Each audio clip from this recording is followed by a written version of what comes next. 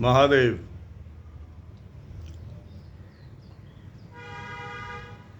I want to talk about just a little bit about the scriptures. What is written in the scriptures about Rudraksh? Some people claim that there are 18 scriptures in which Rudraksh is mentioned, and uh, actually, that is not true. There are many more. I mean, I have read about Rudraksh in more than 25 scriptures. That includes the Puranic scriptures like Shiv Mahapuran, Srimad Devi Bhagavatam, Padma Puran, Skanda Puran, Linga Puran, even in Garud Puran, Rudraksh is mentioned. And more like Mantra, Maharnav, etc. And there are also Tantra Shastras where Rudraksh is written about, extolled the virtues of Rudraksh. Rudraksh can be worn by, should be worn by actually all kinds of tantrics, all kinds of yogis, and Brahmins who perform puja on a daily basis or for a living, like Karmakandi Brahmins. They also should wear Rudraksh. It is all written in the scriptures. A lot of people are nowadays, because of the easy accessibility of the scriptures online and elsewhere, even the printed versions are not very difficult to access if you are willing to purchase. So a lot of people are going through the scriptures, trying to gain knowledge about Rudraksh from the scriptures directly, and but what they do not understand is that almost everything that is written in the scriptures about Rudraksh is written in twilight language, Sandhya Bhasha. Now, it's a deliberate. I think it's done deliberately to kind of confuse most of the people who are looking for shortcuts in the scriptures, and I mean, especially the tantric scriptures, the tantra shastras. They are, you know, they go to extreme levels to conceal the true teachings. And whatever is written in the Puranas about Rudraksha, they are clearly, tantric in nature. Rudraksh is basically a tantra vidya. Rudraksh is in itself a complete tantra shastra. And the tantras, let me tell you here that tantras divide the humans in three categories. Animals, they are the majority among humans. They are basically animals who look like humans, who function like humans, who are born as humans, but they are basically animals in disguise. They are not capable of free thinking. They are not capable of any independence of thought. They only follow. They are bound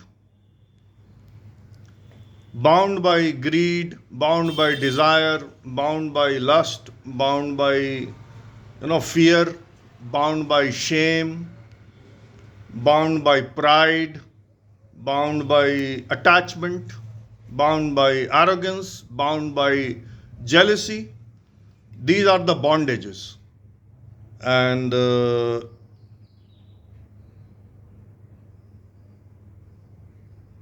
animals among humans, they do not even realize that they are bound by all these things. They are like chains around their necks and bodies and everywhere, mainly in the minds. The famous line by Rousseau in his social contract comes to my mind. Man is born free, but everywhere he is found in chains. So I think that applies.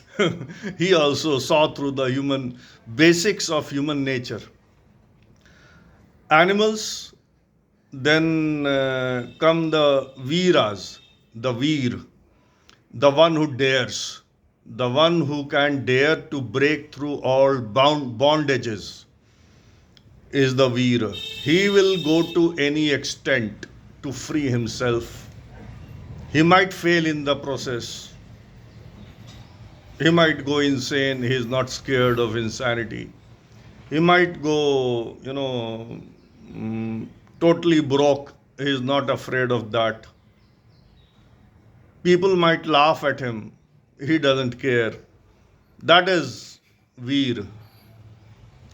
I think more than 95% of the people, they basically are animals. Maybe 3-4% are Veeras. And then you have the Divyas. They are free from everything. They don't even struggle to free themselves because they are already free.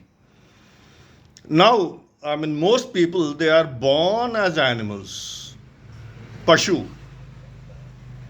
They are driven by their instincts, by their fears, by their attachments.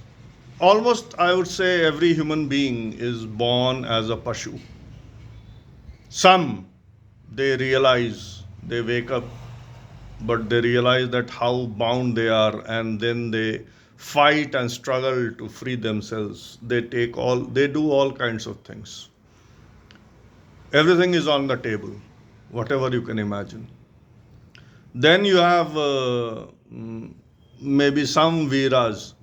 They break through and rise to the level of the Divyas, the Divya Upasak, the Divya Sadhak, who actually is not bound by any rules. He doesn't even fight to free himself because the fight is over. He has already won. So these three categories of human beings are delineated in the Tantra Shastras, and the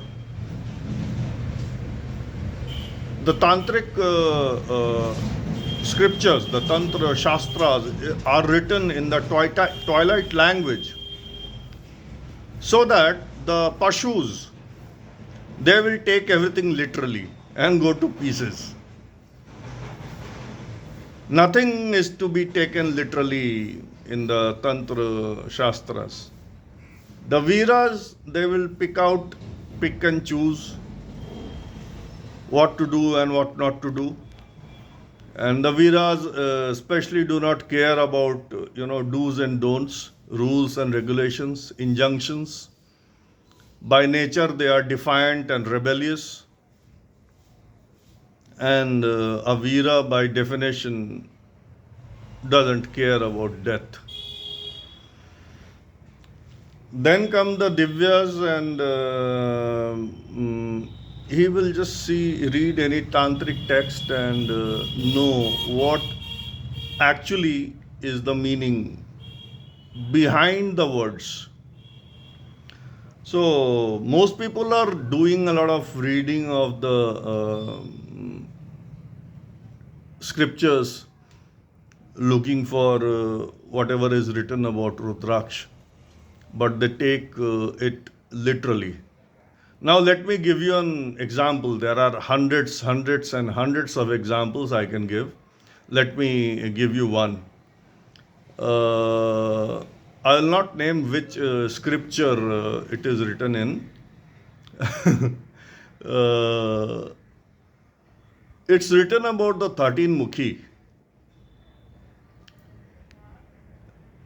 that the 13 Mukhi frees the wearer from the sin of killing his father, killing his mother, killing his brother, killing his sister, killing his guru. So, I mean, this is like shocking. When I read this for the first time, I was shocked. What is meant by this? But even before I read this, actually, 13 Mukhi became a favorite of mine because of numerological calculation of my own date of birth, uh, which I learnt at Rudra Life. So I became fascinated when I read about the 13 Mukhi, and I wanted to wear a 13 Mukhi. Now I have, you know, this mala which has 29 beads of 13 Mukhi. This is the Sumeru 13 Mukhi, a collector bead of 13 Mukhi. This Gauri Shankar is not 13 Mukhi. Later I will get a 13 Mukhi Gauri Shankar. I mean, the quality that I want, and have it here. And these are all 13 Mukhi beads. The rest of the mala are 6 Mukhi beads. So, uh, it's I mean, when you think about it, so if you want to kill your guru, your sister, your brother, your mother, your father, first you decide to kill them, and then you wear a 13 Mukhi, and then you go ahead and kill them. Is it that way? Or once you have murdered all these, most important people in your life, your father, your mother, it's even scandalous to even think about that. Speaking about that, it's shocking. So after you kill your father, your mother, your brother, your sister, your guru, so obviously, you'll feel bad. And so then you wear 13 Mukhi or what? But after you have killed them, you'll be in prison. So how will you get a 13 Mukhi? So what is the meaning behind this line in the scriptures? It cannot be taken literally, obviously. So how to take it? I did understand the meaning. I mean, wearing so many 13 Mukhis made me understand 13 Mukhi better, obviously. So that's what I say, why I say that, experience has to come first. First, you must know Rudraksh through experience, and then you can read whatever scriptures you want to get into. I'm not going to tell you here in this video about the secret, meaning, the deep, hidden, esoteric meaning behind that line, that 13 Mukhi will free you from the sin of killing your father, your mother, your brother, your sister, your guru. What is this? There are other, you never come across these things when sellers talk about 13 Mukhi. 13 Mukhi, it's Kamdev, it's Indra, goddess Lakshmi is pleased, and it gives you, Vak Siddhi, it gives you the ability to convince anybody, and it gives you immense wealth. These, yeah, it's for planet Venus.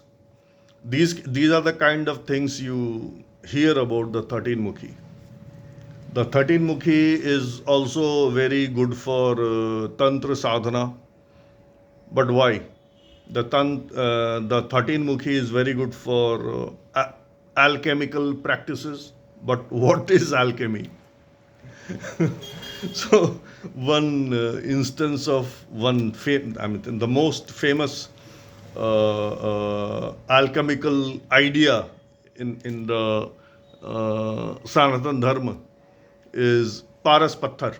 You know, you get a Paras Patthar, and you rub any metal on that, and it will turn into gold. So Paras Patthar converts even iron into gold. So everybody, wants a Paras Patthar. But what is Paras Patthar? Again, it's not a physical object. It's something else. So animals, people who are pashus, they go looking for Paras Patthar. Uh, I'll leave the Veeras and the Divyas outside of this for now. I think this is enough. So, mm, please, if you are reading the Shastras to gain knowledge about Rudraksh, do not take what is written literally. It is not supposed to be done that way. Har Har Mahadev.